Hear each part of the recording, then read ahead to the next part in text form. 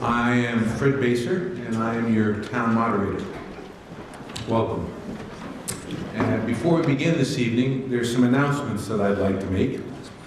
First, I'd like to note that this year's town report is dedicated to Bill James, who celebrated his 106th birthday, July 5th of last year. I think it says in the report he's going to celebrate his 106th. He's so old people can't keep track. And Bill reminded someone that he is 106. So we want to make sure you know that. I think it's great. I'd also like to recognize a group of town officials who have retired this year. Rather than go through the list, they're in the beginning of the book. 6 folks, and you may see some of them from time to time. I think thanks to them is great.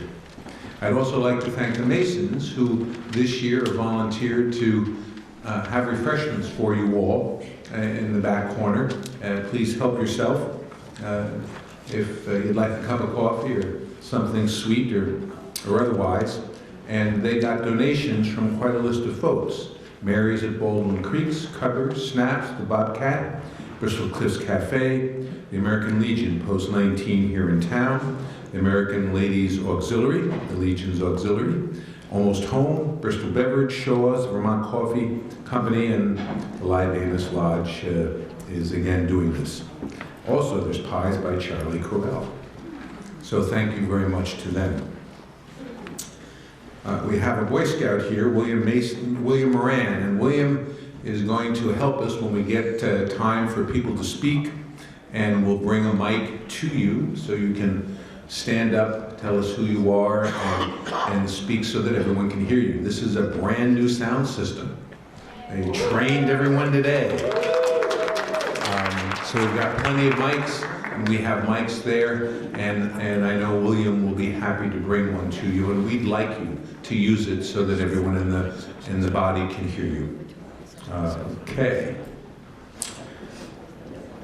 This will be our last town school meeting, and I plan on a recess after Article 7 with no objections so we can tend to school business, and then we will come back and take care of Articles 8 and move on. It's about 1 week break for that town school meeting. We conduct our meeting using Robert Rules of Order and state law. Just to go over a few, which I've often found is useful. Any article must be moved and seconded by the body, and I restate it by the moderator before it's under consideration.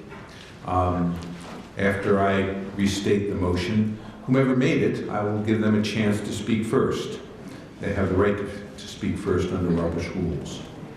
Articles have only 1 amendment at a time associated with them.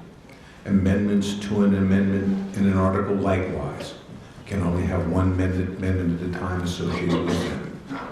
After you've spoken once on an article, you will not be recognized a second time until everyone may have a chance to speak, and then I certainly will go back to you. And please be concise and relatively brief with what you say. In terms of voting, we use voice votes most of the time.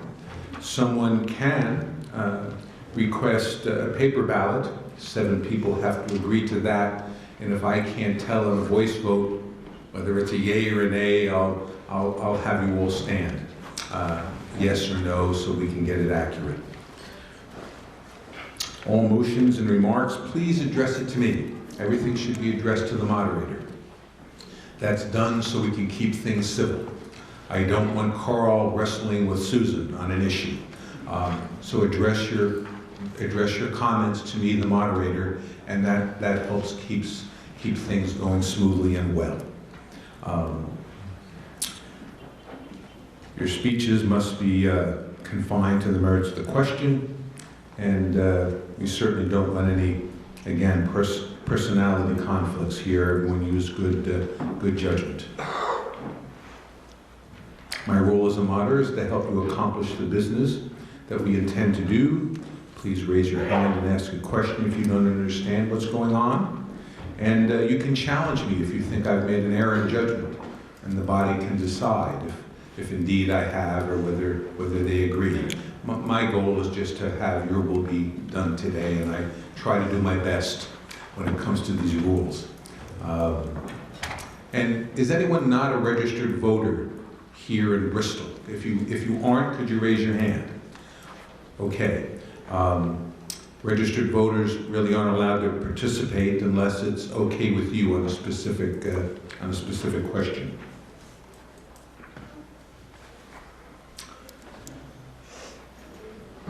Okay. Now, if you'd all rise, we'll have a Pledge of Allegiance. I pledge allegiance to the flag of the United States of America and to the republic for which it stands, one nation, under God, indivisible, with liberty and justice for all.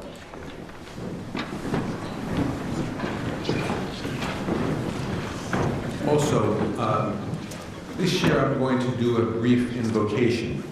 This is something that's done in the town of Danville every year, and it's something that was not written by Susan Clark and Frank Bryan from Starksboro, but something that I think they've made prominent.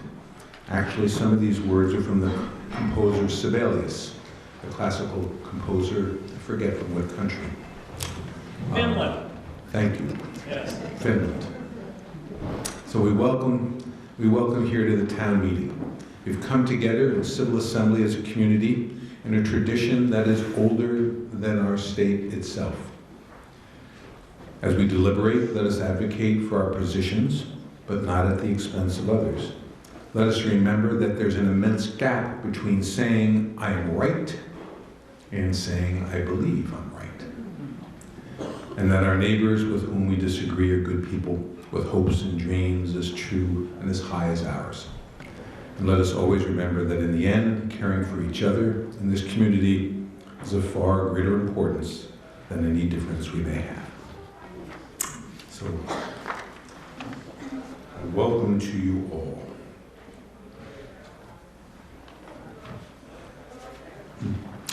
I'd like to introduce the select board. We've got Peter Coffey at the end, Ted Lilas, Michelle Purley, and then we have Joel Bouvier, John Peter Heffernan, whom I believe is the chair, yes? And in addition, we have a new town administrator. Valerie Caples, thank you, Valerie Caples. And I know Valerie's been here for a few months, and from what I understand, is doing a great job.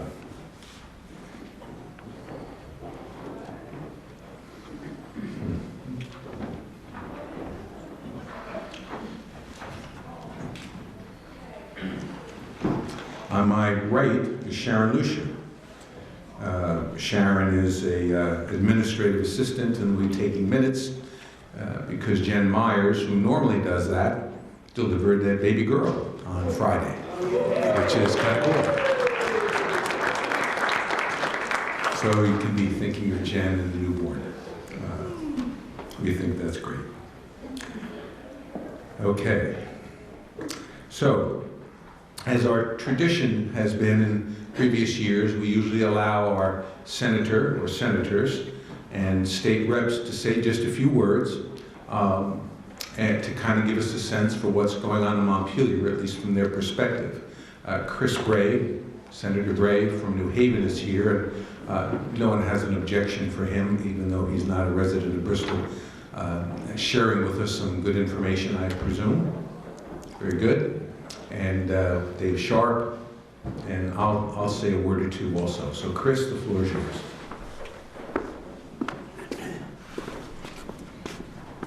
Good evening. It's nice to be back in Holly Hall. I've been here for dances, all sorts of things. And town meeting is, it's just great to be out and seeing all of you in person. Although I love working in Montpelier, I'm there all week for the last 8 weeks. So it's good to be out and hear from you folks directly. So in the Senate, you serve on 2 committees, a morning and an afternoon committee. In the morning, I serve on Senate Natural Resources and Energy, a committee I chair. And in this afternoons, I'm on Senate Education. So I'd like to touch just very briefly about the major work in the Natural Resources Committee, and that has been our work on clean water. You might remember that in 2015, we passed the Vermont Clean Water Act, and that we've been building the program to deliver a higher level of work across the board in the state of Vermont. So the motto for the development of that bill was everybody in, meaning whether you're talking farmland, forest land, municipal land, developed land, residential land, all of that comes under the Vermont Clean Water Act, because rain falls everywhere and it needs to be managed well in order to not carry off silt, pollutants, and all the rest. And part of the reason we're doing this is Vermont law, but we also have obligations under federal law, the U.S. EPA. In particular, you may have been hearing in the last few years about the TownMtgA, a cleanup plan and requirement for Lake Champlain, which is a very broad watershed. It's 136 towns. It's 11 counties of Vermont's 14 counties, and extends the headwaters almost as far east as the Connecticut River. So it is a large project and involves many, many people. The good news is that we have built a stronger program each year, 3 years running. The sobering news is that when we had the Natural Resources and Energy, the Secretary of Natural Resources in, we said it's our perception that although there are some bright spots where we're seeing improvements, overall we're still seeing a net decline in water quality in Vermont. And the sober answer was yes. So we know we're improving the work we're doing, but we need to improve further, and then we need to be persistent.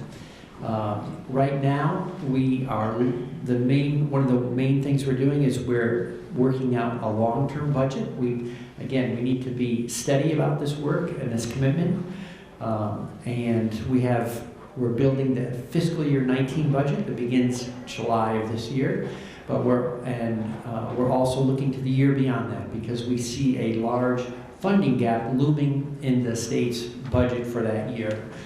The administration hopes that the state's economy will grow enough to fill that gap. That would be great news if it did, but given how important this work is, how essential, we don't want to just go ahead with our fingers crossed that it's going to turn out that way. So we're developing a plan B, and that is Bill S-260, which you may have read about in the paper, or you'll be hearing about, I hope, before we adjourn, because I hope we will have passed it. So that is a plan that continues to build our programs and also develops a contingency plan to make sure that we continue to invest in clean water work for the decades of work that we have to come. So I'll stop there, and unless there's a quick question, I'm all done. Okay, I'm all done.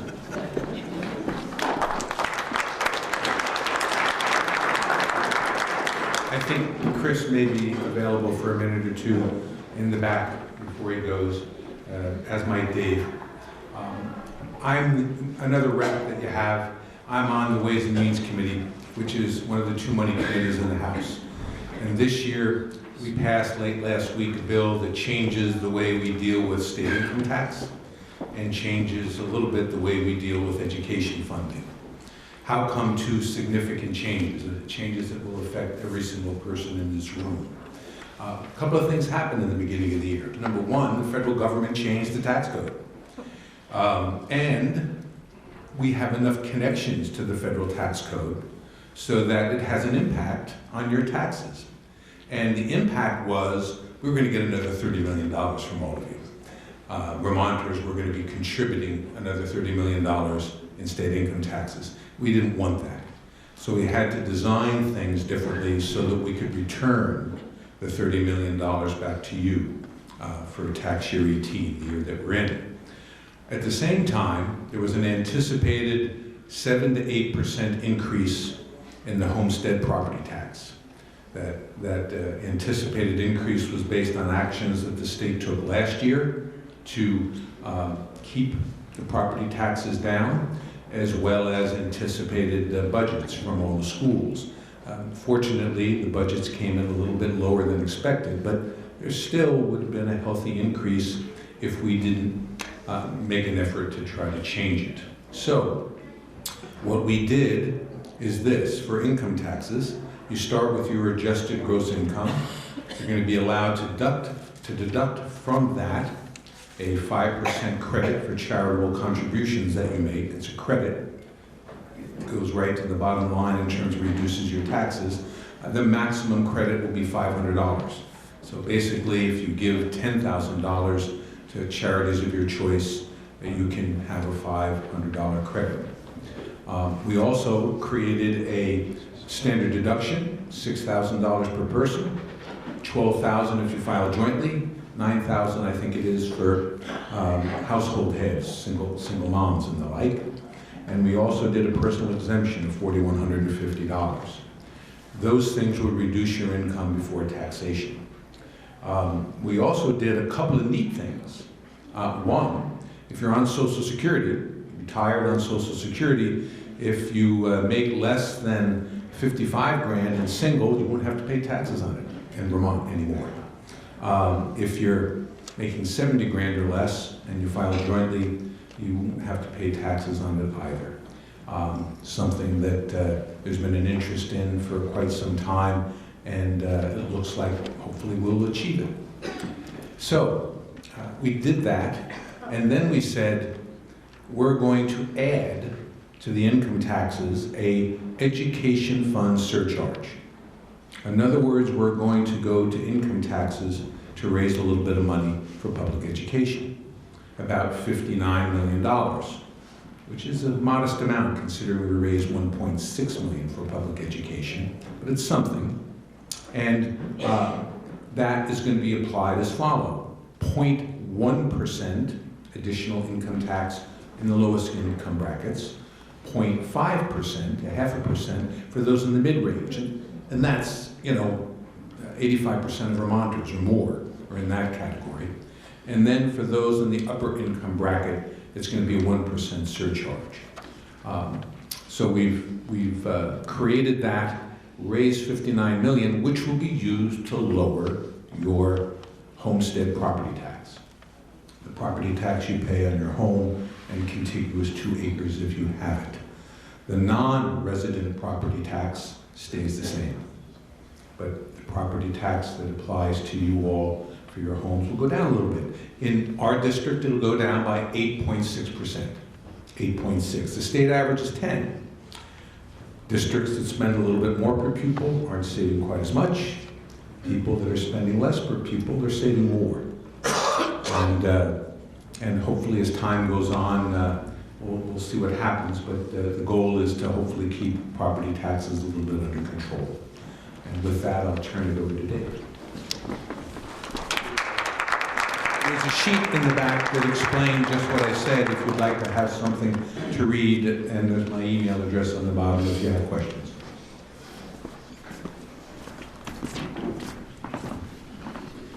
Thank you, Fred.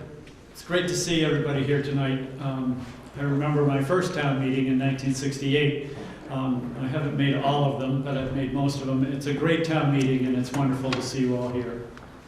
I've been honored to serve this community and neighboring communities in the legislature. This is my 16th year, and I will not be seeking re-election this fall. So I wanted to review a couple of things that I've been involved in over the years. So bringing transportation projects to this district, notably helping the community cover the cost of the South Street Bridge and some paving projects and bridge projects. This year, because of work I and others did during the Great Recession, we're going to be able to reduce unemployment insurance taxes for businesses across the state this year by $31 million, and at the same time increase benefits for unemployed workers. We made reductions in benefits for unemployed workers and increased contributions by businesses back during the Great Recession, because we were $300 million in the hole. Now we're $300 million to the good so we can weather the next recession, and we've restored benefits while cutting costs to employers. I've worked hard to increase access to voting, both in terms of making registering to vote easier, to increase voting hours and voting days, absentee voting and early voting, and bringing voting machines throughout the state. So, because we know that it's been proven that voting machines are more accurate than hand counting ballots. They make it a lot easier for the process to take place on Election Day. And I've worked hard on fair tax policy, including especially education taxes, and I'm delighted that we're moving to some small extent to income taxes to pay for education. It's been my strong belief that we should move more than we're able to at the moment. But we rely in Vermont 70% on property taxes. The national average is 40% for the support of education. We rely way too heavily, in my view, on property taxes. And then we did Act 46, and during Act 46, we've heard an awful lot over the years about how we spend too much on education. So we commissioned a study with the PICUS group to ask that very question. Do we spend too much, not enough? And they've done this study in over 20 states, and what they returned with was that we spend about $30 million too much in administrative costs. And we've already seen Act 46 school districts reduce the administrative costs around the state, and that's gratifying. Secondly, they said, we spend about the right amount of money on K through 12 education. And then lastly, they said, we spend about $140 million too much in special education. We do that because our funding for special education is based on the reimbursement model.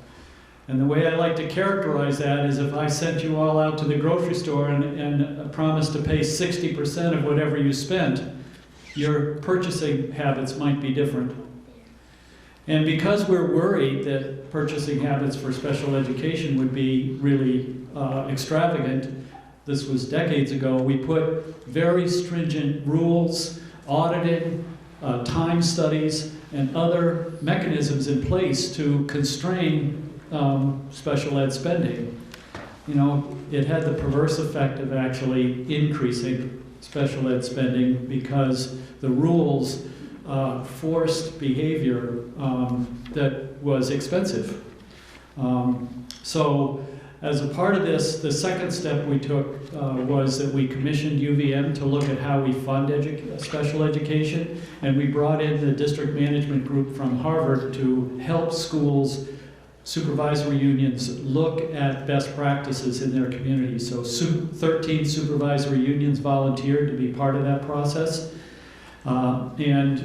We discovered that best practices actually cost less money, and we deliver better services to our students. The UVM study determined that if we underwent the transition to the best practices recommended by the district management group, we could save between $70 and $80 million.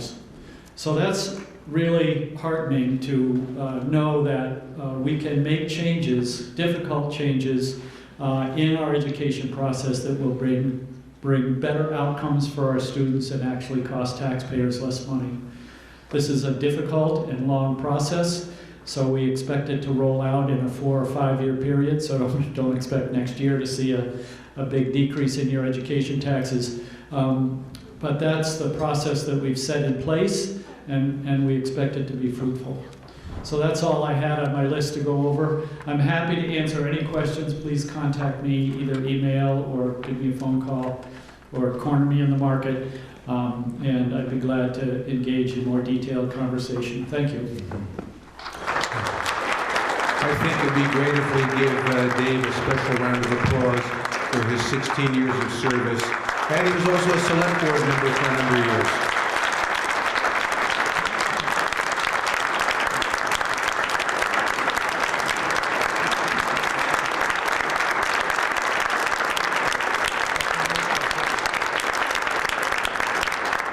Thank you. The legal voters of the town of Bristol are hereby warned and notified to meet at Holly Hall in said Bristol on Monday, March 5th at 7. Said meeting to be recessed at the close of all business being transacted from the floor to the following day, tomorrow, Tuesday the 6th, for voting by Australian ballot between the hours of 7 a.m., at which time the polls will open, to 7 p.m., when the polls will close, for the election of officers and voting on those articles so noted. Article 1, to hear the report of town officers. What's your pleasure? I'll move that, Fred. Second? Yes. Okay. Article 1, in the past, if you have any questions on the reports that are inside your town report, now's the time to raise them, especially if it is maybe a report that isn't likely to be brought up later. So, does anyone have any questions at all? Peter? In writing the select board report, I was so caught up in thanking the people that had left the town and welcoming in our new employees that I never thanked all our existing employees and members that serve on our departments and boards. So I would like to clarify that and thank everyone that serves to make this community what it is.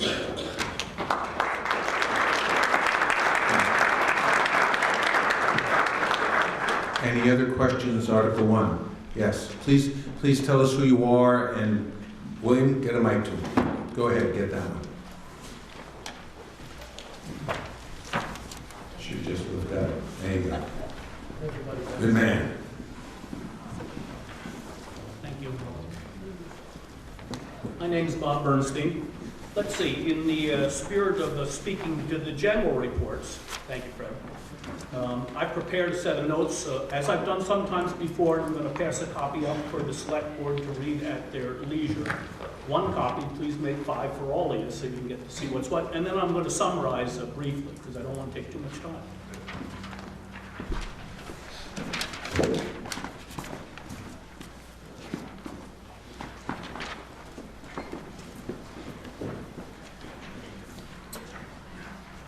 One, I have a different view of town meeting than some others, and that is I have a higher regard that we ought to do better business than we do. One way is I look and I see a pretty full house here, but I also see that it's full of fairly old people. We don't attract young people to this meeting. There's probably some other reasons for that, and what I'd like to say is I'd like the select board to take a more active role in trying to strengthen town meeting in general, perhaps by attendance, perhaps by other, and I think I've said this before, and I want to see the select board itself do the work. And I can think of any number of different things, but I won't mention the specifics. I just want to see us feel like we're succeeding at town meeting. Okay? 2, I want the select board and to some extent my fellow constituents to know how distressed I am that we didn't retain the old town firehouse as a public building. I was one of the ones who wanted to do that, and I tried, and it was of course the select board decision to sell it for residence. And I have to take some blame too, because perhaps I could have made a better pitch for what I wanted or for the retained use of it as a public building and a valuable asset for the town. But I wasn't able to do that. And especially this year when we've had a large increase in the amount of residences developed within the village area, it seems very short-sighted to me not to have kept that and used it in a better fashion. And I think we're going to remain, maybe me especially, but I think all of us, if we think about it, will think we've lost something now that we haven't got that public venue of some type. Either something the town could have used or something someone else could have developed as a public use. 3, I want the select board to work more actively to develop a plan for the future funding of the Bristol Police Department. I understand we have a police department meeting, and we've had it tonight, and I don't attend that now that we've made it more difficult to attend on a night like tonight. But nonetheless, the Bristol Police Department, as the police commissioners, ought to know how out of balance it seems for the taxpayers of the police district to continue to support the police department, which serves the entire town, even though it serves only one little geographic area. I now pay nearly $1,000 toward the police, more than I pay for general government or roads or anything else except education. I'm a single person paying that. There's families, perhaps with police clientele, living a half-mile away who pay nothing for that service. So I think that's out of balance. I want to encourage the town, and I'll keep doing it until we find some way to host a study or a commission or make some movement to put this better in balance. I'm a supporter of the Bristol Police Department. I don't know how much policing we need, but I know we need a different funding system. Fourth, I'd just like to say that even though I sometimes am critical and perceived as critical even more than I think I am, I want to thank the Select Board for their work. I moved here 20 years ago as of this coming Wednesday. I was town clerk in Lincoln, and I've now been coming to this meeting for the last 19 years. I'm never quite sure how to participate, but I'm anxious to try to help us participate and say that I know the Select Board is trying to do their best. It's obvious to me that they're trying to do their best. So even when I'm critical, I want you to hear that I'm also appreciative, and I thank you for the time to say that. Thank you. Any other discussion on Article 1? Seeing no hands, all those in favor of moving Article 1 as written, please say aye. Aye. Those opposed, nay. The ayes have it. And you've moved Article 1. Article 2, to elect town officers by Australian ballot. This will happen tomorrow between 7 and 7. Please come. I guess we'll leave it at that. Article 3. Actually, we probably should move that Article 2 so we can do it tomorrow, right? So all those in favor of Article 2, please say aye. Aye. Any opposed? Thank heavens. I don't know what I would have done if that had gone down. Article 3.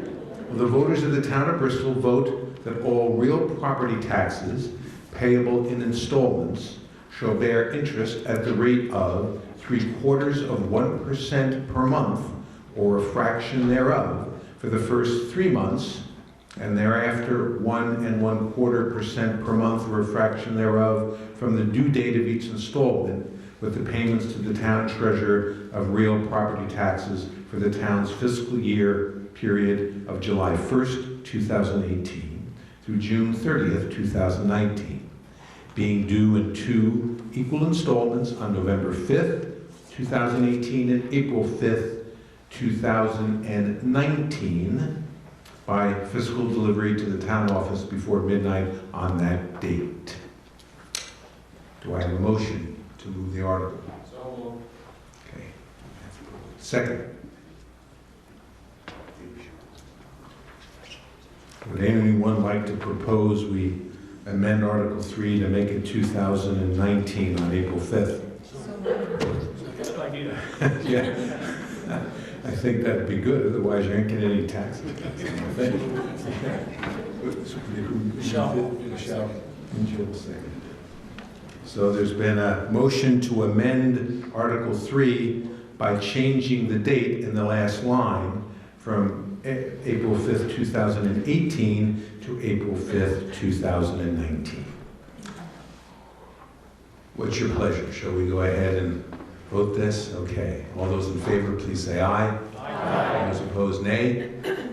And you've amended Article 3, so that is accurate. Any discussion on this article? Yes. There you go.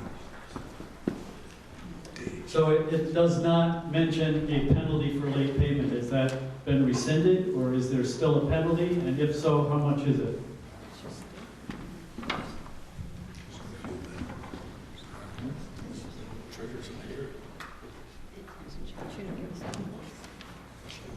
She didn't give us those notes. I'll wipe the egg off our face.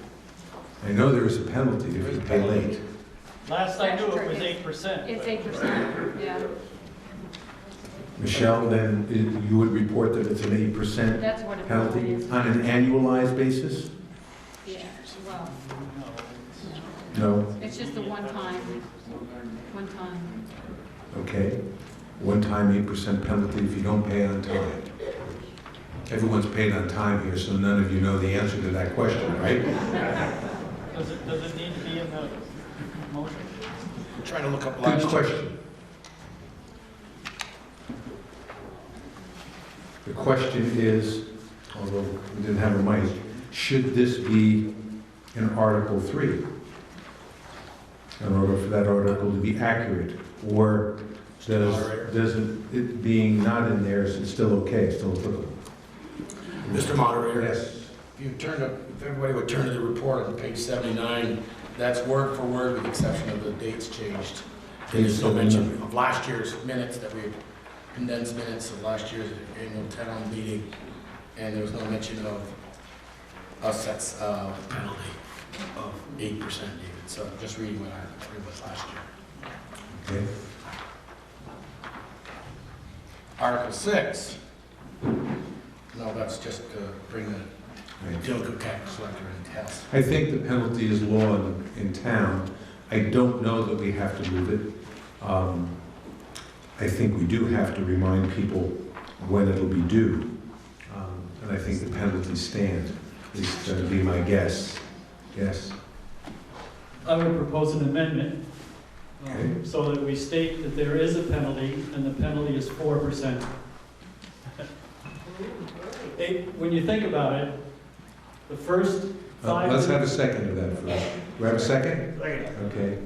Go ahead. When you think about it, you're 10 minutes late, or it gets to the town clerk the following day, 4% of a $5,000 tax bill is a pretty substantial penalty for being a day late. Plus, added on is the interest. Now, I think the interest rates are legitimate and they ought to be in place, but it just the 8% for one day seems excessive.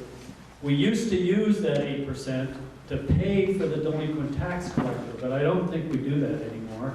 And so I think the reason for an 8% has gone away. Okay. Do we have any other discussion on the amendment, which is to add a 4% penalty, which changes, I think, what we have in current action? Yes. William, get a mic to Peter. I gotta have a mic. Back there. Over here.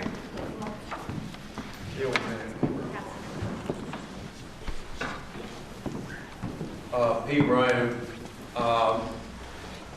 if your taxes are one day late, you're one of the few people that are delinquent, that are just one day delinquent. Our taxes are quite delinquent for a few weeks afterwards.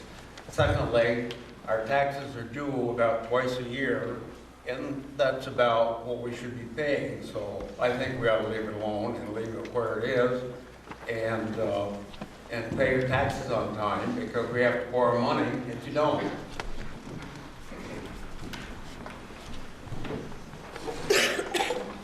Any other discussion on this amendment? Yes, right back there, William. Please identify yourself. Right there. Steve Leopold. I'm a veteran, and I have a mortgage payment that goes out west to the mortgage company. Am I going to be penalized if the mortgage company and the town don't get together and pay the taxes on time in any way, shape, or form?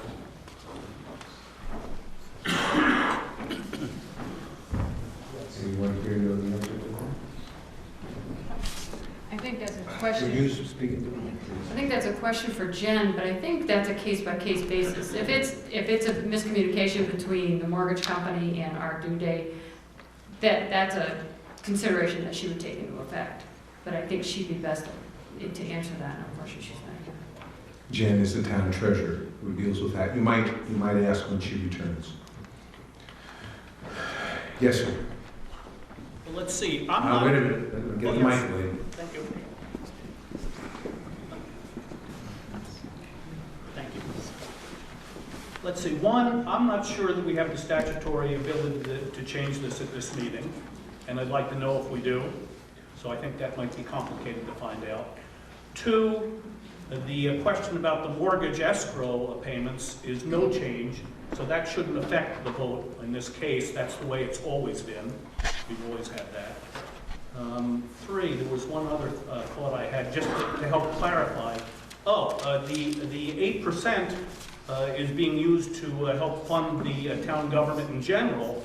So if we take away half of that, we ought to be finding some more money to help fund the town government. Okay? Thank you.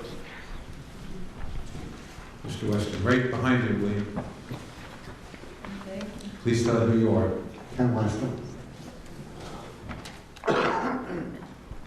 I would support Dave's amendment for the same philosophical reason that we made these changes to the interest rates a couple years ago. And that is that the interest rates seem to represent rates that are higher than we're paying anywhere else. And most of these people that are having trouble paying their taxes are not doing it intentionally. They're struggling as it is. And to charge them an interest rate that's way beyond what the general rates are in the general public, I think, is a disservice to them. And so I think that because we made the change a couple years ago on the interest rates that we're charging, we should do the same thing tonight on the penalty. I would support the 4%. Okay. Do you all know what happens when you're late on your property tax bill? Does anyone here, can anyone here explain to people what happens if you're late on your property tax bill to put this amendment in perspective? Peter, can you do that? Over here, William.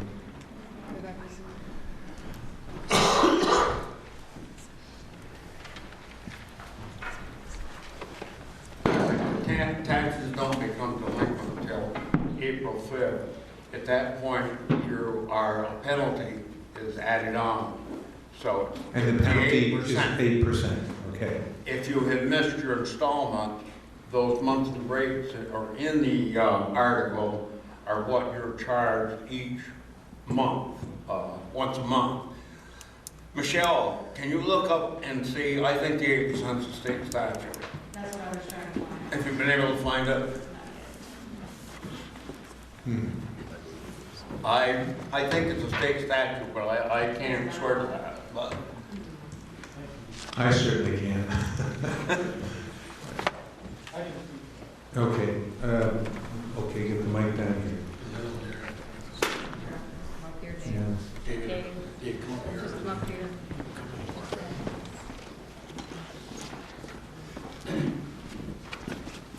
So a few years ago, when I was on the Ways and Means Committee, what we did was we changed it to allow communities to set the rate up to 8%. Okay, yeah. Yes, right there. Please tell us who you are. Claire Wallace. I'll stand here. Would you clarify, I believe it's also if you paid your first installment, but you missed the April installment, you're still charged for the entire 8% of the entire tax amount, not just on the balance? Would you clarify how that is done, how the math is done? Sharon, the assistant, has said it's only on the balance. So if you paid half, but you're late on the second half, the penalty is assessed on that amount. Any other questions, comments? Yes, to your left, William. Right there.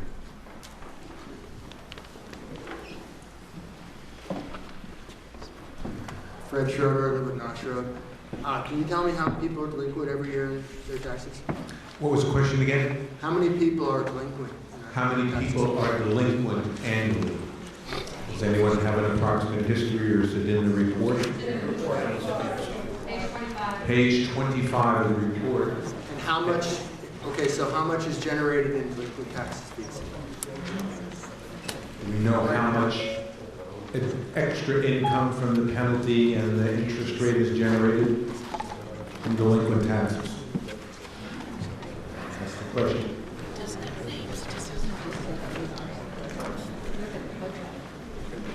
Look at the budget. Hold on, Fred. Hang on just a second. Okay, let's be patient and see if we can't get an answer.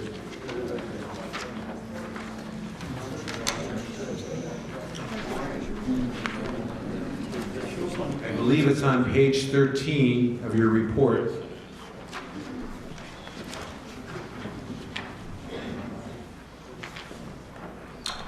Taxes and payments.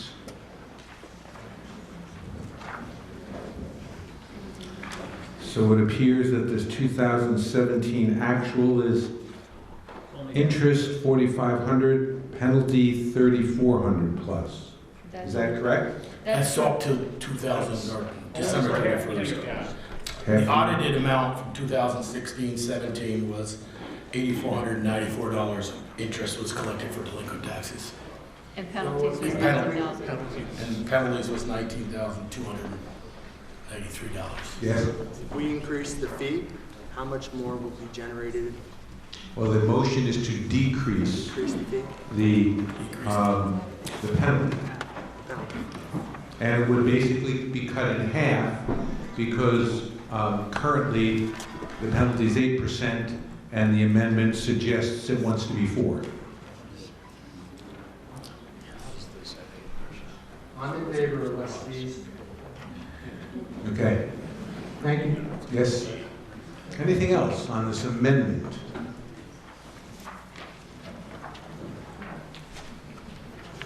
Up, back there. There you go. Please stand. Matt, and, oh, wait, fair enough. Hi. You're next. Sorry. Did I just? Go ahead, go ahead. Sorry.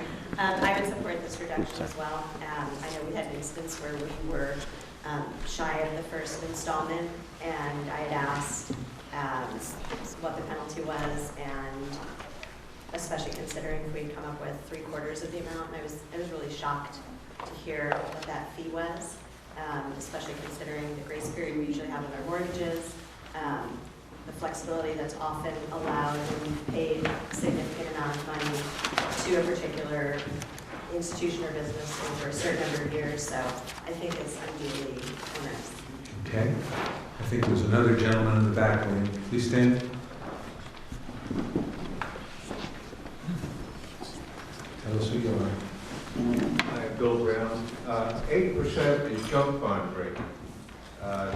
So my feeling is that the penalty should be set in parallel to what Bristol's borrowing rate is. So therefore, every year at this meeting, you would set what the penalty would be. I don't know what your borrowing rate is now, 4% or 3.5, something like that. Yeah, it would be in that neck of the woods. Yeah, so over here, a gentleman was talking about, well, if somebody's late, why should we have to pay for that lateness because we have to borrow money? Well, let's just make it neutral so that every year at this meeting, whatever our historical 12-month, past 12-month borrowing rate is, that in fact is the penalty for late payment for the next 12 months. Thanks. Thank you, sir. Any other comments on this? Yes, right in the back there, William, right next to you. Hi, Fred. Please tell us who you are. Oh, Ray Allen, sorry. I would just remind folks then that the Federal Reserve is starting to raise those rates a quarter point every 3 or 4 months. So, and so the delinquencies stay on there for a long time. All right. Down here, please. There you go. The reason why we like people to identify themselves is so that when we take the minutes, we know who's given us those pearls of wisdom. Betsy Blair. I'm wondering if, it seems like 8% for one day is a lot, and maybe it could be something that kicks in monthly, you know, so that people that take more months to come up with the money end up paying more than people that the letter got stuck in the mail and just have to wait for a week maybe.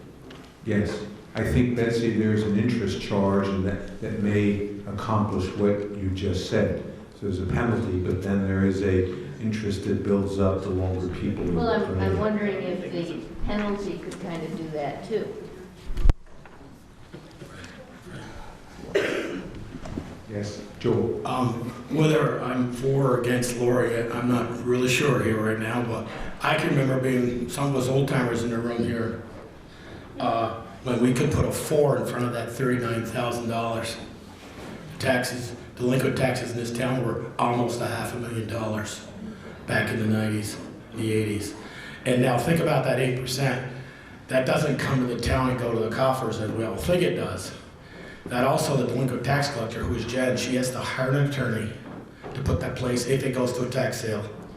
Has to go to an attorney, draw out the papers, have a tax sale, pay the sheriff, serve the papers. So there's a lot of cost in that 8% that goes back out. It's not just, boy, I'm gonna be a new tax collector, because there's 8% and they come $40,000. Like I said, I can remember that was about $489,000 back in the 80s and early 90s. Any other discussion on the amendment? Okay, we'll give Dave down here one more shot. So I'd like clarification, Joel, or someone up at the table. Do we still pay a delinquent tax collector out of the 8%? My understanding was that we do not. I thought that was taken over by our town treasurer. And then secondly, those costs and fees you refer to, Joel, those are collectible when the tax sale goes through. Those are not a net cost to the community. Well, we did bring it in-house, and some of that 8% does pay the delinquent tax collector, which is Jen. We brought it in-house a few years ago on the recommendation from Therese, which the board all agreed with, the board members who were at the time board members, and it was because of the office was doing 90% of the work for the delinquent tax collector. So we decided to bring it in-house so we could control those costs a little better. And but Jen has actually texted. I can't watch, I'm still in the hospital, blah, blah, blah. Collection efforts include collection, and I'll read this, collection efforts include regular mailings of the monthly tax bills. Making and following up on agreements with people to pay their taxes, personal collection letters, mail certificates when we get to the tax, certified, pay for that. When we get to the tax sale point, there are efforts made by our town attorney that the town pays for, so. All collectible. Yeah. Also, there is an additional stipend that she gets for being a tax collector. It's not part of her everyday job. Right. So that money goes towards that as well. Any other questions on the amendment? In the back, Matt. I just wanted to point out for clarity that on page 25 it says that delinquent taxes are 39 or so on. When they're delinquent at the April 5th, they're over 100,000, 150,000. And June 30th, they were about 86 or 90,000. So this figure is deceptively low because 6 months, actually, 9 months have gone on since the taxes became delinquent. Just so it's clear that this low tax amount isn't for the right after tax year. In other words, it started out in April 6th, around 100, and now it's 39 or 8. So they've done a good job of collecting a fair amount. There's a hand right there. Carl, just... It's on, Carl, just put it to your mouth. It's maybe just a silly point, but it seems to me there's a big difference between a late tax and a delinquent tax. So you don't hire a lawyer when the person misses the date and goes, I did this when I had a house in Richmond, my first house, and it's like a bummer, you know. You had it ready, you didn't put it in. And then you gotta pay this enormous amount. And I'm just saying, you're late. And that's just not the same as you gotta go to court with them and all that stuff. So I don't think that if you're just late and you come and pay it the next week, that it should be huge. That's all. Okay. Anyone else? Yes, Michelle. Jen just said, you know, one of the suggestions we can do is maybe for those people who are late, whether they forget or, you know, a couple days late, they do the 4% after the tax, April 5th or April 6th, and then maybe apply another 4% July 1st if they are continued, or those people who are continually delinquent. Well, we could do that, but we have an amendment on the floor that says 4%. Yes, wait a minute, we have a little more information. I've been trying to do some online research to see if I could find the statutory reference. Instead, I found the charters that were approved by various municipalities that cover this in their charters. And the general thread has been that any installment not paid by the due date shall be delinquent, and there shall be immediately be added the amount blah, blah, blah, equivalent to 3% of the delinquent installment. After the expiration of 30 days from the due date of each installment, an additional penalty charge of 5% shall be added to the amount due. Now, in the different models or different examples that I found, it varied. Sometimes the 5% was levied first and followed by 3%. So, but it's ironically, perhaps it totaled 8% in the end. So that's the best I could find so far. Okay. Any other discussion on the amendment? Just call the question. Call the question. We need 2/3 of the body to do that. And what this means is that we end debate and we'll vote on the amendment that has been proposed. So all those in favor of ending the discussion and voting on this, please say aye. Aye. Those opposed, nay. Okay, so we're going to vote. If you'll give me a second, I want to get from the notes exactly what the amendment says, so we can get it right.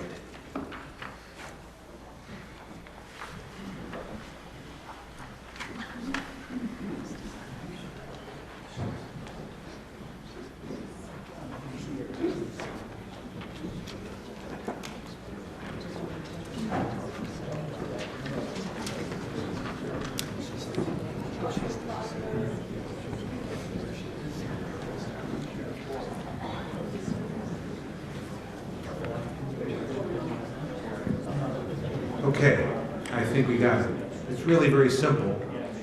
Dave, correct me if I've got it wrong, but at the end of Article 3, we would add the line that the penalty on delinquent taxes be reduced to 4%. So what we're going to do is we're going to vote on Article 3 with the additional line that the penalty on delinquent taxes be reduced to a 4% figure. Okay? So all those in favor of reducing the penalty to 4% effective with this period that's coming up, as per the dates, please say aye. Aye. Those opposed, please say nay. Nay. The ayes have it. The ayes appear to have it. And you've approved the amendment. All right, any discussion on the article as it's been amended? Any further discussion? Seeing none, Will the voters of the town of Bristol vote that all real property taxes payable in installments shall bear interest at the rate of 0.75% per month or a fraction thereof for the first 3 months, and thereafter 1 1/4% per month or a fraction thereof from the due date of each installment, with payments to the town treasurer of real property taxes for the town's fiscal year period of July 1st, 2018 through June 30th, 2019, being due in 2 equal installments on November 5th, 2018 and April 5th, 2019 by physical delivery to the town offices before midnight on that date, and that the penalty on all delinquent taxes be reduced to 4%. All those in favor of Article 3 as has been amended, please say aye. Aye. Those opposed, nay. Nay. The ayes appear to have it, and Article 3 has been approved by you as amended. Article 4, to set the salaries that shall be paid to the members of the Select Board. Do I have a motion?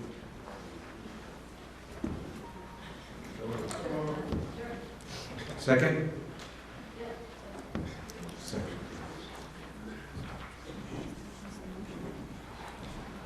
So, any discussion on the salaries paid to the members of the Select Board? It might be useful for everyone to know, be reminded of what they are, or what's being proposed. Any of you guys want to tell them how much you make? You don't? $500. $500. You get $500 a year and then $15 per meeting. $500 a year, $15 per meeting is what it is now. What will the salaries be paid to the Select Board? I move they remain the same. Motion that they be remain the same. Do we have a second to that? Who said that? Okay. Any discussion? $500 as a salary, $15 per meeting is what's been proposed. Yes, ma'am, right? We can get this. Please tell us who you are. Thank you. Debbie Ramsdale. Where I used to live, the chair got more money. That doesn't happen here. I guess not. Do you get more money, Pinker? No, it's the same. Doesn't want, okay. Maybe in the future they'll do think of that. Who knows? Yes, right here. There you go. Thank you, Maria. Claire Wallace.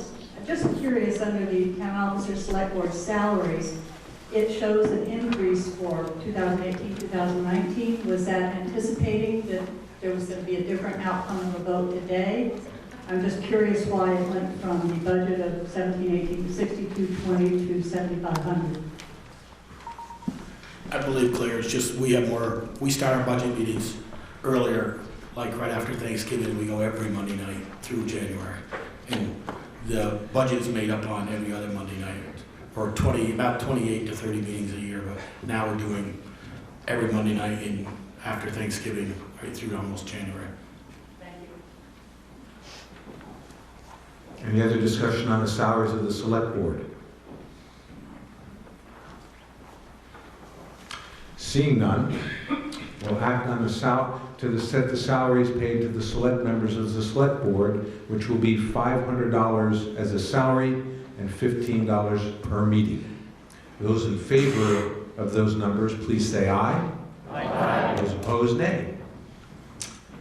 And you have passed Article 4, setting the salary of the Select Board members. Article 5, will the voters adopt the proposed 2018-19 fiscal year highway fund operating budget in the amount of $775,541, a portion thereof in the amount of $677,691 to be raised by taxes. The tax rate on the 2008 grand list of the town sufficient to raise that sum as taxes to be determined by the Select Board. What's your pleasure on Article 5? That is Article 5. Yes. I need a motion to move it. Right there. Thank you, Ellen. Second? All righty, discussion on the highway budget. Okay, we've got two. Start with you, Steve. Hang on, wait for Liam to get to you. Thank you. I know this year has been very bad for roads. I've had several holes in front of my house, and I'm sure a lot of other people have too. Where does this year proposed budget meet with what has been spent this year for repair of roads and plowing and this kind of thing? So is it budgeted in that amount for next year too? So the question is, Steve, what exactly are we driving at? This year was bad Yes. because of the potholes and things like this and Yeah. snow. Is the amount that we're saying now, is that gonna hopefully foresee taking into account for next year? Okay, we'd like to answer that up here. Steve, we are still on, yeah, we've overspent, probably we're gonna overspend our salt budget. But we still got something that most of the towns in the state don't have and Barrett don't have right now, salt. We still, with our new shed, we still got probably 200 ton left. So we can get through the winter fine, but we're gonna overspend that salt budget. Fuel is down from what Peter budgeted last year, so we're gonna be fine there. Probably overtime's gonna be a little bit, but I know our road foreman will find, he will always give some back in July 1, or not overspend his budget. You'll find it somewhere. Okay, there was another question right there, William.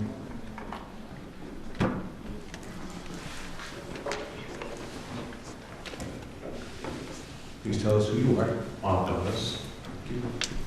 I see Article 11 coming up about sidewalk reserve fund, which talks about the future. I'm wondering, Speak up. In Article 5, what is the sidewalk plan for this year? Is there any sidewalks budgeted in Article 5? There's no, there's not budgeted in the highway budget, it's budgeted there, a separate article that the voters asked us last year to put more money into the sidewalks, and that's why it's a separate article of $38,000 from, I believe, or 35, excuse me. 35. 35 from 17 last year. So we'll discuss sidewalks on Article 11, Bob. That is something that'll be done this year? Starting July 1st, yes. Thank you. Any questions, any other discussion on? Yeah, okay. I think it bears mentioning that our road foreman is opted to retire next month, and we typically wait for the end of the meeting to make these announcements, but he has a tendency of sliding out, so I would like to take this time to thank him for his service to the town of Bristol.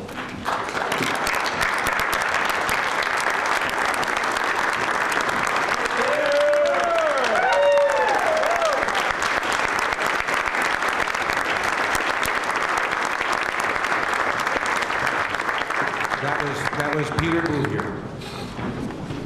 Peter Blue. Thank you, Booker. Any other questions on the highway budget? Fred, just a comment. Yes. I think it's important for people to know, you probably remember last fall, the paving project that the state's doing on 116, and they came as far as the Prayer Rock from Starksboro. They're going to pick it up this spring at the bottom of at Stony Hill and go all the way to East Middlebury. And that section in between that goes through the village is scheduled to be paved in 2020.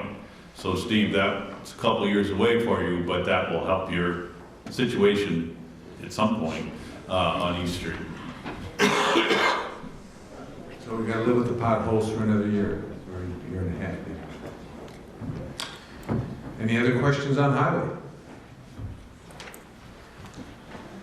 Seeing none, will the voters adopt the 2018-19 fiscal year highway fund operating budget in the amount of $775,541, a portion thereof in the amount of $677,691 to be raised by taxes.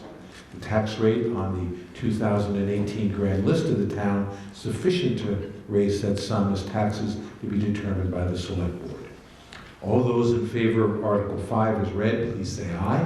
Aye. Those opposed, nay. The ayes have it, and Article 5 has been passed as written. Article 6, The voters adopt the proposed 2018-19 fiscal year general fund operating budget in the amount of $926,739, a portion thereof in the amount of $753,882 to be raised by taxes. The tax rate on the 2018 grand list of the town sufficient to raise said sum as taxes to be determined by the select board. What's your pleasure on Article 6? Who will move it? So moved. Move. Second? Who said that? Right there. Okay, so we've got Article 6 on the floor. Any discussion on the general fund operating the budget and those matters that we use the money to pay for?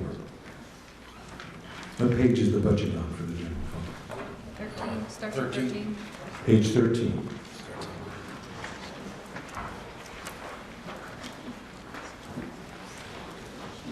So, any questions for the select board on almost $1 million general fund budget?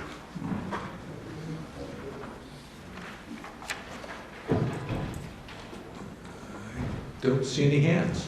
They like what you do, guys. And last chance. We're ready. Oh, we got one. There we go.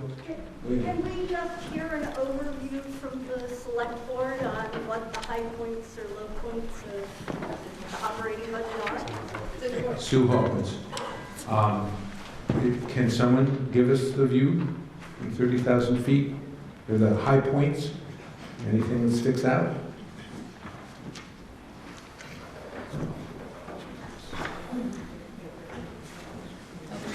Anybody at all? Yeah, health insurance is, everybody else's has gone up. Workman's gone up. Things comp has gone up. We are trying to negotiate and sell the land behind the fire station to a developer, two developers for two different parcels there. And I'm still working on to finish up that water line down to Lovers Lane to service a bunch of residents and businesses on Lovers Lane. Anything else of note? Our town administrator has some information. On page 23 of your town report is a summary of the various funds, and the general fund that's supported by taxes, I believe, is reduced by just a hair under 5%. Actually, let me make sure I've got that right. Yep. Yep. Well, actually, let's see, general fund, it's, Is it not 0.18% as on page 18? Wait till you recognize, please.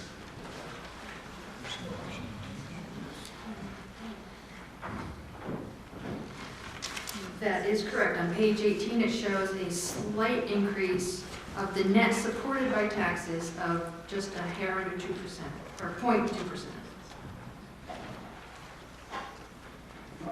But total expenses decreased by just over 0.71%, and that's attributable to a decline in revenues, projected revenues.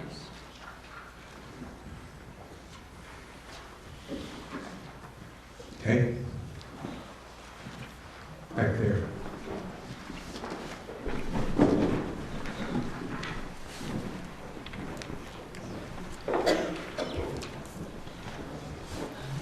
Ken Weston. Since Joel raised the question, I'd like to follow up on that if I could. Could we get an overview of where we stand on the water project on Lovers Lane, because it affects the marketability of the land behind the firehouse?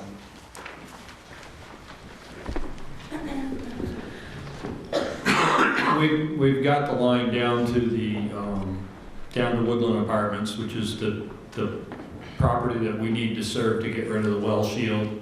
We're currently working with them. The person that we had an agreement with passed away and is tied up in probate court.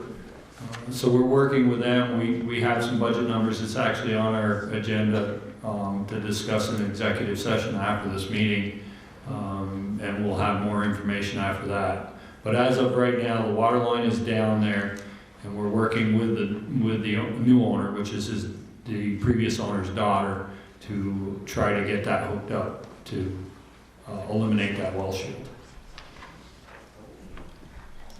Okay. Any other questions on the general fund?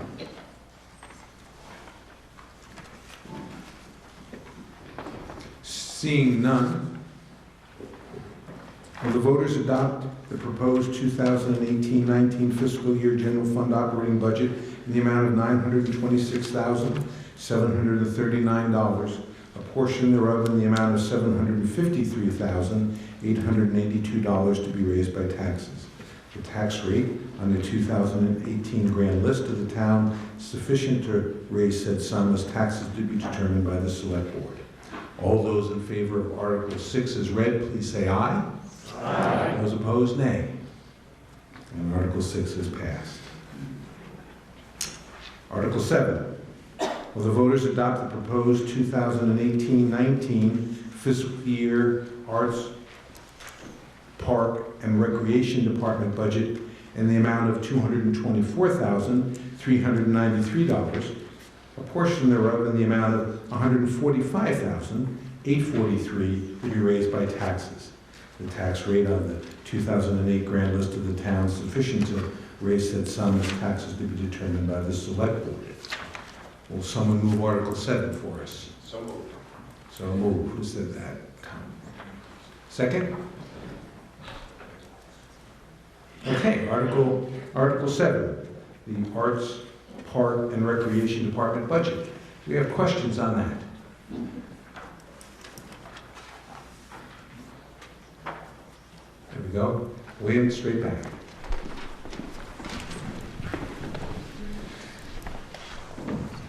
Darla Senecal. I have a question regarding the budget for the teen center. I noticed that the part-time line has been cut substantially by about $5,000, and I'm wondering what the plan is around that and why that change was made. What page is the budget on? Do you know, Darla? 2021. For those that want to follow. The teen center. And Darla, what we're looking at with 3 of the 4 people that are currently working there are leaving, and thank you very much for your time, that we would probably change the assistant job to work in both places, and we're thinking that we may be able to do something along those lines, make that more of a full-time job. So we're going from 4 employees to 3. In the FTE will be about the same. Go ahead, follow up. I'm sorry, I don't understand how the part-time position would work in both places. Are you talking about work in the office, at the rec office, as well as at the teen center? Yes, probably work out of the teen center, but do some of the work that the assistant is doing now. But at a reduced number of hours, that doesn't make sense to have them do 2 different jobs to reduce their hours.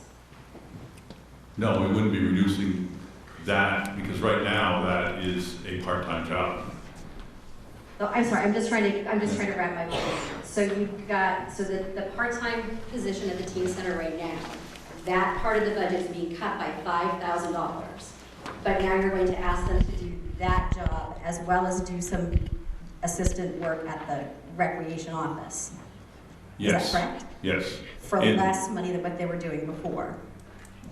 We're having the assistant. But we're having the assistant director it'll be crossing over, and we're going to work that out. We don't have the specifics at this point, but we saw this as an opportunity with new people coming in. When we get the new director, we'll work with them to figure out how we can make this work. So when you talk about the assistant, you're talking about the position that Valerie's now holding. Yes. You're going to be changing that job.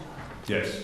So may I make the suggestion, coming from being the director of that department, knowing the work that the assistant does and the amount of overtime or not overtime, how do we call it?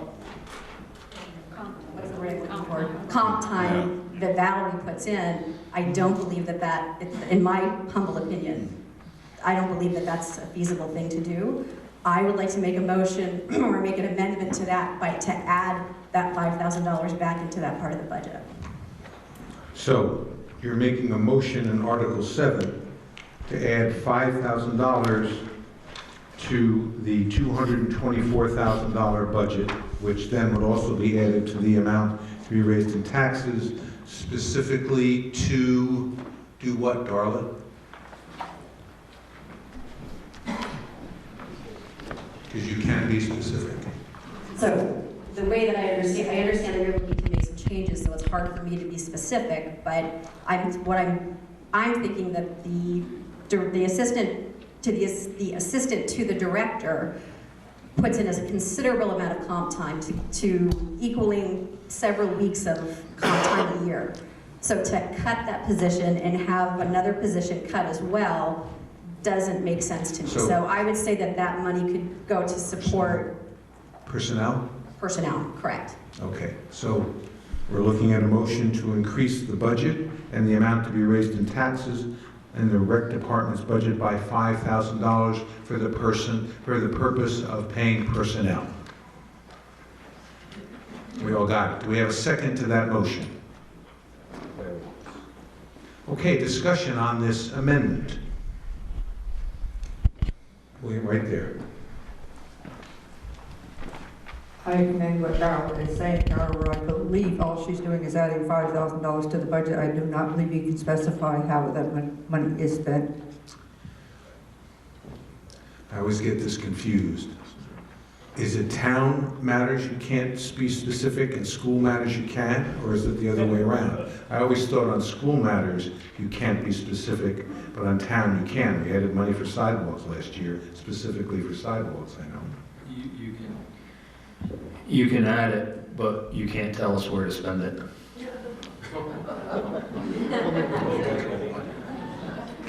I'm gonna check.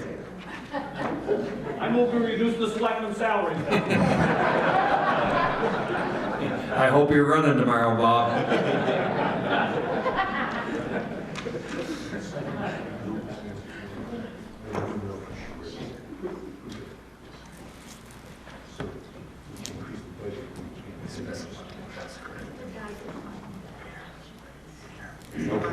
Okay, I've been told by someone who I think probably knows, our town administrator, that you can't be specific, although the suggestion that it be used for personnel would certainly be something the select board would take under advisement. So I think what we must do is amend the article to add $5,000 to the budget and leave it at that, with the suggestion having come from you, Darla, for them to contemplate. Right here, woman, please stand. There you go. Tony Wilson. I'm just noticing that there's a steady decline across the board in the rec budget over the past few years, and just wondering what's up. Okay. And Darla can attest to this, with the federal funded program of Century 21 in the schools, it has really taken a hit to our rec department in participation by the kids in the surrounding towns, because the C21 program is free. So they don't have to pay for that, and so that takes, the programming here takes a dive, and Darla and Val have had to think outside of the box to try and come up with revenue for them. So it's been hard to, balance that for them. Okay. Right there. I believe that Century 21 is for the Bristol Elementary School, or the 5 elementary schools, not the middle and high school. So they also need recreation and activities after school hours. So I think we should continue to support our recreation department. When we moved here, there was nothing going on. We had to create activities for our daughters, and now our grandchildren have an amazing array of opportunities.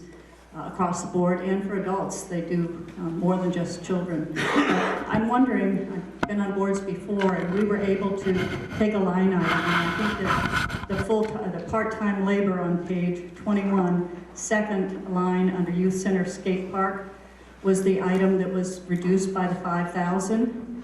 And I'm wondering, can that line item, that number of 11,962, that can't be a motion made to raise that by 5,000 and put that money back on that specific line? And I'm wondering where the rule is that says you can't do that. If you can't? Can someone answer that? I think that it was an opinion, but not a fact. So I'd like to hear that factually, that can't be done. That it can't be done to specify? Is that what you're saying, Claire? That's correct, that I couldn't say that line item had 5,000 added to that specific line that was reduced by 5. All right. It's my understanding that, I suppose, a motion like that could be made, but it's my understanding, and I don't have a statutory reference to point to, that the municipal budgets are not line item budgets, that voters are voting on the bottom line budget, and that the motion could certainly articulate the intent for the use of that money. And quite likely, in the next year's town report, that line item would be shown with a 5% increase in that budget line item. But because Vermont does not operate on a line item budget, that's where that basis comes from.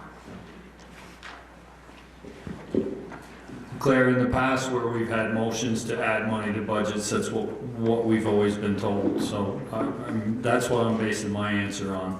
That in the past when and that's not to say if the community votes for this motion and says that that's where they want that money, I'm guessing that that's where that money will go. It's just that we're not bound to that. Thank you. Any other questions right there?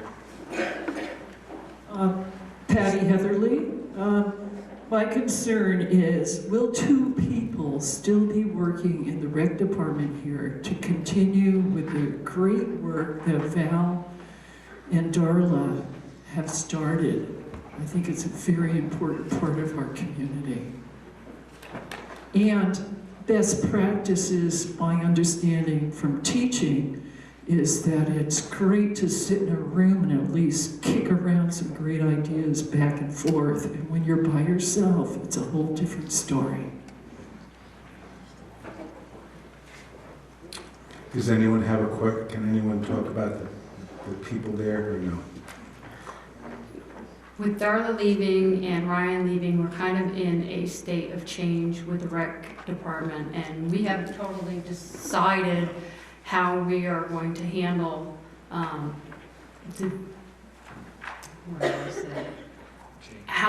change and how it's going to pan out, I guess.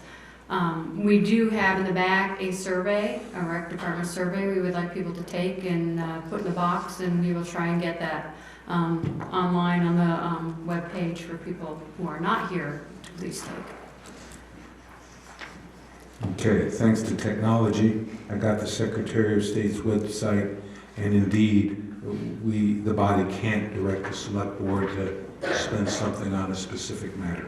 They can make the recommendation, but you can't guide them unequivocally. Right here, William, to your right. Here, William.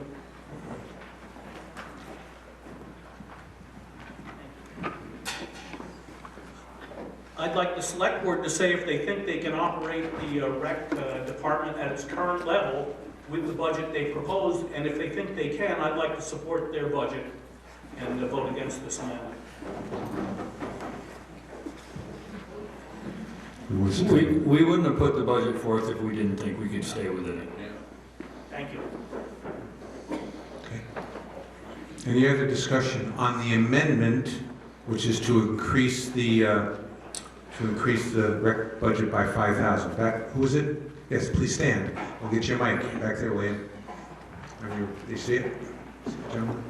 Thank you. I'm Chuck Richardson. I don't say much at these meetings. There you go. I don't say much at these meetings, but the rec department has always been important to me. I'm looking at this budget and I'm seeing the biggest cuts in the whole book are in the rec department. And you're saying you're in a state of transition. You're going to be in the same spot you are with the police department where you don't have the money to pay for what you need to find out 6 months down the road we need to do. Now is not the time to be taking all this money out of the rec department budget when we're in the state of transition. I've spent a lot of time at the hub. I spent a lot of time with the rec department with a lot of those kids. And I know what a difference that place makes. I think we're making a mistake if we take this big cut. Thank you. Thank you. Okay. Any other discussion on the amendment? Pardon? Okay. Go ahead, right down there, William. Valerie Hansen. I think it might be helpful for folks to know that I have been the assistant to the rec director for the last 8 years, and there has never in 8 years been a time when I have worked less than 150 to 200 comp hours over the course of the year. So I'm paid for 22 hours a week in the rec department. That's my time there, 22 hours. And never over the course of the 8 years have I worked less than 120 comp hours. So it might be helpful when you think about how we're going to commingle this position with the Hub Teen Center. It would be important for you to know that in addition to, and I sort of have a bugaboo about the way that the rec department budget is shown, because we also have a parks budget and we also have a Holly Hall budget, but what you don't know is that the recreation department operates Holly Hall and it also operates the parks, and what that means is we rent this space, we show this space, we clean this space, and there's no accounting for that in the Holly Hall budget. It all is accounted for through the recreation department budget. And the same would be true with the parks budget. While we don't charge a fee to have people use our parks, we do require a fair amount of paperwork, as is the American way, be generated in order for folks to use that park, and then there's follow-up afterward. So the rec director and the rec assistant does a whole lot more than offer a Tai Chi class or you know, a Taekwondo. So I think it was important to me for you to know that, because it is a pretty diversified position, and yeah, so thanks. Anyone else? Thank you, William. Straight back.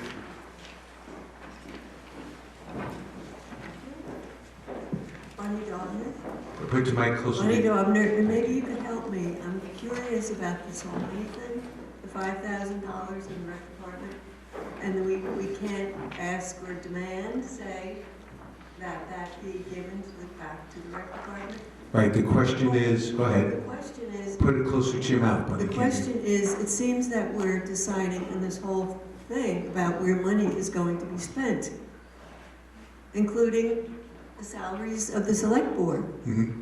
So how is that different than the rec department in deciding what that money should go for, right? Do you get what I'm trying to understand? I do, I understand. It seems counterintuitive, but the law stipulates, Secretary of State says, and memory comes back to me, that you can change a budget up or down, and the body can very vociferously suggest a use, but you can't bind the select board to that use. They would just have to take it under advisement. That's the rule. That's the rule. Okay, thank you. Okay? Don't get hung up on where that money's gonna go. I can assure you that if the body here puts that money in the salary line, that I'm 99% confident that that's where that money will end up with this board. We're not in the habit of doing what we're not asked to do. And it wouldn't be right of us if you put the money in that salary line for us to spend it somewhere else. We're just making you aware that we don't have to. But I'd rather have you informed than to have you find out that it went somewhere else and wonder why. Hi, Wendy again. I have a question. If I'm noticing that the amount that the rec budget is decreasing overall from last year to this year proposed is 10%, which amounts to about $25,000. 5,000 is a small drop in that bucket. So if one wanted to propose that there be level funding for the recreation department, would one then have to vote against this amendment and propose another amendment? You are permitted to amend an amendment. Oh. But we can't go, you can amend an amendment, but that's where it's set. So you have one chance. Okay. So if I wanted to amend the amendment to keep level funding for the recreation budget from 2017-18 to 2018-19, I think Would that be clear enough? no, I think we'd want a dollar amount. So if you would give us a dollar amount. do you want the dollar amount on the total expenditures or the tax-supported expenditures? We probably want the total expenditures, and then someone would have to figure out what that would mean on the tax. Well, I think it's a all little bit right of there, math. it's just two different lines, so Mhm. I could be so bold as to amend the amendment to offer level funding to the tune of $224,393 to the rec department for 2018-19, an amount to be supported by taxes to the amount of $145,843. That's the current. That's what's proposed, sorry. Let me go through the column before. What page are you on? I messed up. 21. Okay, so to keep the funding at $250,195 for 2018-19, and the amount supported by taxes to the amount of $166,945. Did I get it right that time? Yes. Second. Who seconded it? Yes. No, here. And what was your last name, Wendy? Wilson. Wilson, excuse me.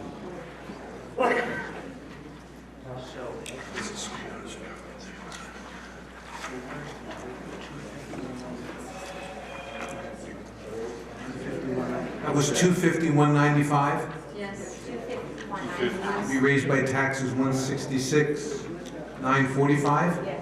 Okay. So we have an amendment to the amendment that would make the budget for the rec department for the coming year $250,195, with the amount to be raised in taxes $166,945. And we have a second. We do. Do we have discussion on this amendment to the amendment? Yes, right there. Sharon. Thank you. And before I start, I am in favor of this, of increasing this to a certain extent. However, I believe that what we have to do is add it to the amount that's in the article, not the amount that's on the page 23. Correct, correct. That's not the figures that she gave.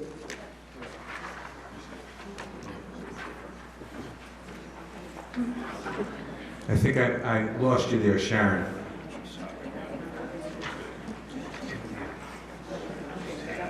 We will amend the articles to change 224,393 to 250,195, and 145,843 to 166,945. That's how I understand the amendment to the amendment.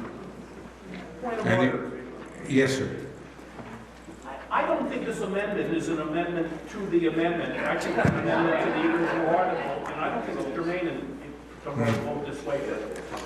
It's simply trying to change the original article. It doesn't have to do with the amendment. Which we can do, but maybe not at this time, you're thinking. And the reason I bring it up is because I think it's just a further confusion when we ought to be trying to... I think your point of order is well taken. I think in order to amend the amendment, it would have to be germane to that amendment, which was an increase in the budget, but of a $5,000 amount even with a stated purpose, versus amending the, well, think about this. I mean, it was an article to increase the budget by $5,000 and to increase what we'd raise in taxes by $5,000. So I think it is appropriate that this is put forward because we're just changing the number that was originally proposed. So I think it is germane. I'm going to stick with that. Unless anyone else, unless the body feels I'm out of whack. But if not, we'll move forward with this amendment to the amendment. Hold on, we've got the town administrator wants to make a point. The voters are voting an expenditure. They're authorizing the select board to spend a certain amount of money. We can't know revenues. We forecast them as best as possible. And the second part of that proposed amendment that talked about the net supported by taxes, that doesn't jive with the current projection for revenues. So I think you might want to consider just focusing on the expenditure number, and then the element supported by taxes is just going to adjust by itself based upon the revenue and all the other factors. Okay, so what our town administrator is saying, if we can amend the budget amount, and what has to be raised by taxes will be influenced by other matters to be determined. There's no way that the math can be done now with a new number. According to my calculation, by level funding, so increasing the expenditure to $250,195, the net supported by taxes would be $171,645, which is an increase of 2.8%. So, and that's pretty accurate then, yeah? Okay, well, who amended the amendment? Do you accept, can we accept this change since the math and everything has been done accurately? Okay, fair enough. So we're keeping the budget as is, but because there was some technicality involved in it, we're going to change what needs to be raised by taxes to $171,645. Okay, so hopefully everyone's clear. Let me just repeat what we're doing in this amendment to the amendment. Where the budget amount, instead of $224,393, will be $250,195, and the amount to be raised in taxes, instead of $145,843, will be $171,645. Okay. We got it. Any more discussion on this amendment? Hold on, let's make sure no one else wants to speak, Bob. Okay. Okay. William.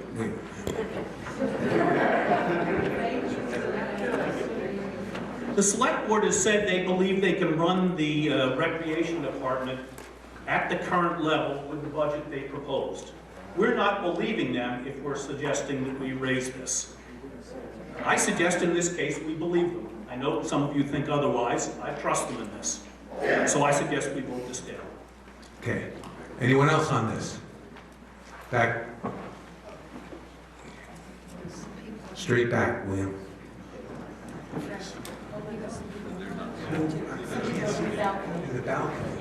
Darla Senecal, one more time.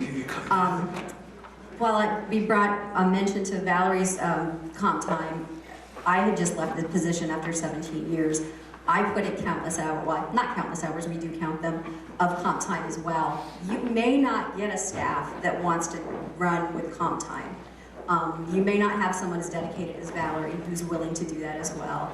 I think making this amendment gives you some wiggle room to actually pay people for the time that they're working instead of just giving them time off. I love my job, I love working for all of you, and I'm sure the next person will love it too. They just may not be as willing to give up as much of their free time as Valerie and I have for you. Okay, thank you. Who, yes, sir. I'm out of Pittsburgh, and I believe Darla and Val, when they tell us how much time they put into their jobs, and I suspect that to do it right, it needs that amount of time. I'm a huge proponent of the rec department. My kids have profited greatly by it. My wife and I have profited greatly by it, and my parents have profited greatly by it in all sorts of ways. I think the life and energy that the rec department brings to this town and this community is extremely valuable. I would hate to see that defrayed in any respect. I am a huge proponent of this amendment, and I am a huge proponent of the rec department. I'd love to see it continue the way it is, if not stronger. Thank you. Anyone else? There we go, straight back.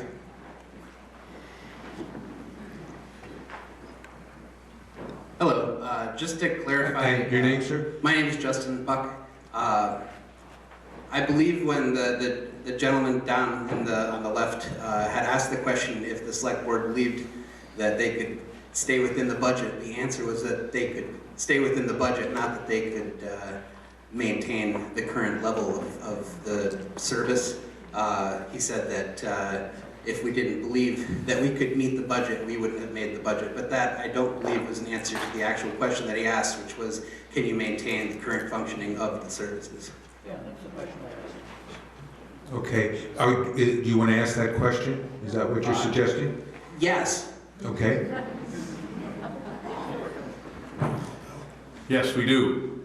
And we see it as an opportunity with new people coming on, maybe do some things differently. Not that the people haven't done a great job, because they've done a tremendous job. There's no question about that. So by differently, do you mean free? They're gonna maintain what we're currently doing with $25,000 less? Yes, we believe we can do that. Huh. Let's be polite, sir.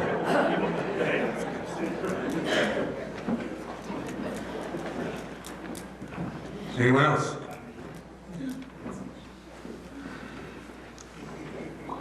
Betsy Blair again. I have no children here. I have used almost no rec department services. I am a huge fan of the rec department, and I feel that the programs that are here have had a huge impact on the community itself, and that I and everybody else have just benefited tremendously from quality of life that is brought through the rec department programs.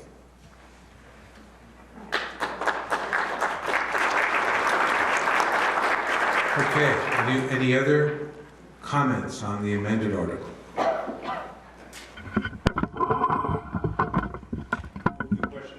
Move the question. Okay. Those in favor of ending discussion and voting on this, please say aye. Aye. Any negative? Okay, we'll move on.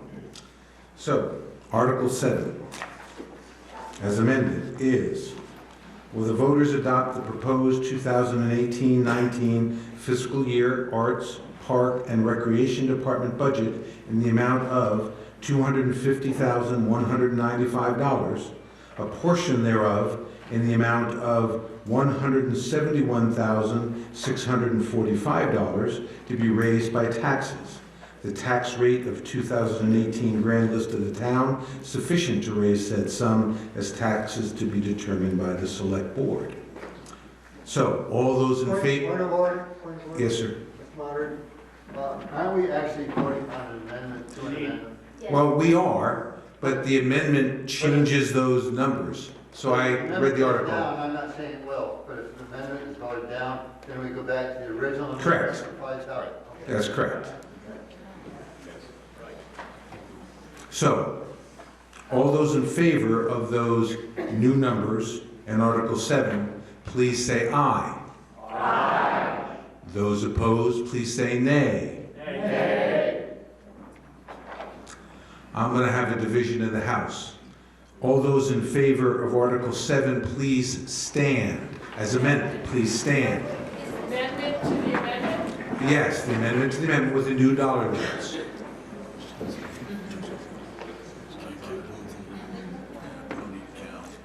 I think you need to. Okay, thank you. Those opposed, please stand. Okay, the ayes have it. So now we're going to go back to Article 7, basically, which is almost what I've read. And with your permission, I won't read it again. I'll just say that we're going to be voting for $250,195 for the amount of the budget, and $171,645 to be raised in taxes. So this is back to the original amendments. Well, Our original proposal? yeah, we voted on the amendment, now we go back to the original. We voted on the amendment to the amendment. That's We right. did. And now we have to vote on the amendment. to Yep, the that's article. right, as amended. And then we can vote on the article as amended. Even though it's the same 3 times in a row. Even though it's the same 3 times in a row. Yeah. Okay. All those in favor of the I think new... you have to ask for discussion. Yeah, anyone want to discuss this?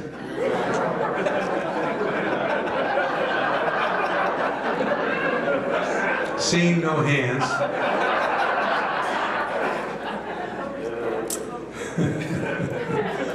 So, will the voters adopt the proposed 18-19 fiscal year Arts and Park Recreation Department budget in the amount of $250,195 and a portion in the amount of $171,645 to be raised by taxes?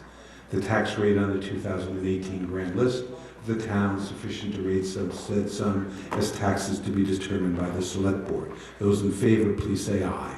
Aye. Those opposed, nay. Nay. The ayes have it. The ayes appear to have it, and you've passed the amendment. Now we'll go to the article as amended, which is what I've read. Will the voters adopt the proposed New Year fiscal budget for the Arts, Parks, and Recreation Department in the amount of $250,195,000, a portion thereof in the amount of $171,645 to be raised by taxes? The tax rate on the 2018 grand list of the town sufficient to raise said sum as taxes to be determined by the select board. Those in favor, please say aye. Aye. Those opposed? Nay. The ayes appear to have it. The ayes have it. You've approved and amended Article 7. Now, with your permission, we will take a recess and we will have our school board, Bristol Town School meeting. And those school board members can come on up. You guys can get refreshments. We'll just take a 5-minute break while we get organized.